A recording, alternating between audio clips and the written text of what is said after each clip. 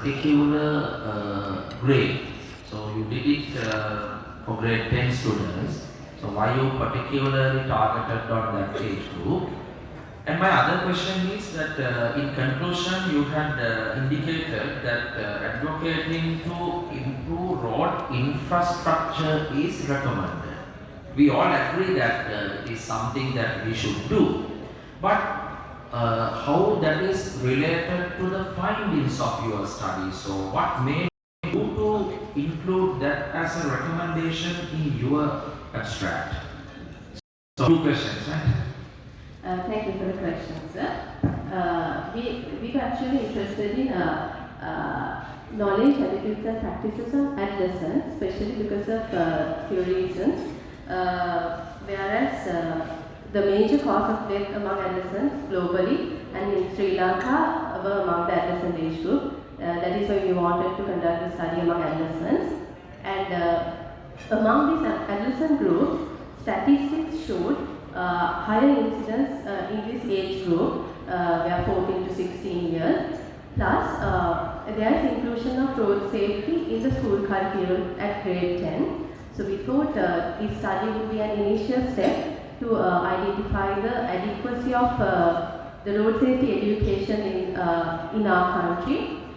So those are the reasons why we wanted to select grade 10. And also we thought these adolescents who are school children actually. So we wanted to select school-going adolescents because majority of the adolescent age group, around 70% in Sri Lanka, are schooling. And also they can act as change agents where they can carry out the message to the family as well as to the community and to the country in order to prevent road traffic accident incidents. The second question was regarding the recommendation on the advocacy for road safety infrastructure, because regarding during the findings there were deficiency, especially attitudes regarding the usage of the adequacy of road signs and pedestrian crossings, and regarding the usage of the road safety infrastructure. That is why, sir, we wanted to put a recommendation as to develop the road infrastructure. Do you have time?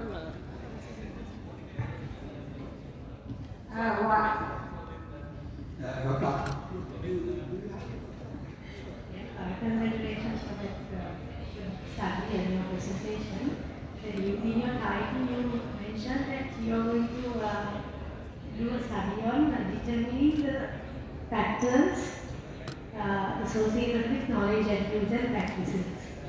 And in your methodology, it's a cross-sectional study. So, considering that, would you like to rephrase your title? Actually, madam, this is a cross-sectional study to identify the determinants which are affecting the knowledge, attitudes, and practices among the schooling adolescents in grade 10. Actually, we will, in my conclusion and recommendations, I would like to recommend further studies, as I also mentioned, especially containing inclusive of subjective assessment, as well as any other analytic studies like case control studies in future. So this will be an initial step as an eye-opener. Thank you. To talk about I just have actually another question is a concern. Now I know that you have made use of the tool questionnaire to determine attitudes and practical. I doubt whether people, the responses that you get out of a questionnaire will give you the exact, will tell you exactly what the person's attitudes and practices are, because they are behavioral issues.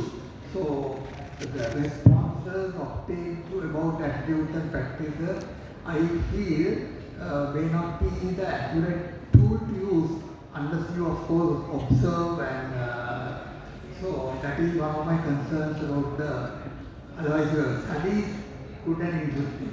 Yes, I actually included that in my recommendations that during the scope of his study we couldn't observe and assess the practices. Therefore, in future we recommend future studies on that. Thank you. Can we move on to next presentation? It's on identification of